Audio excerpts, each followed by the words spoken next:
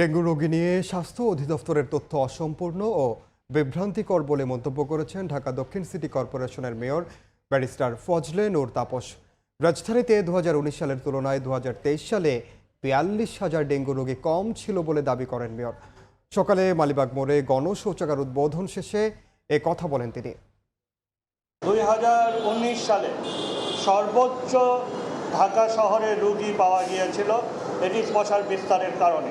1,55,000 রোগী শনাক্ত হয়েছিল। গত বছর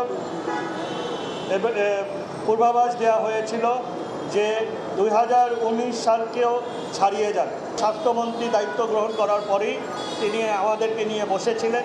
আমরা এই বিষয়টি পরিষ্কার করেছি যে আমাদেরকে যেই তথ্য দেয়া হয় এই তথ্যের মধ্যে সুষ্ঠু বা পরিপূর্ণ তথ্য আমরা অনেক সময় বেশিরভাগ সময় পাই না, যার কারণে আমাদেরকে অনেক কষ্ট করতে হয়।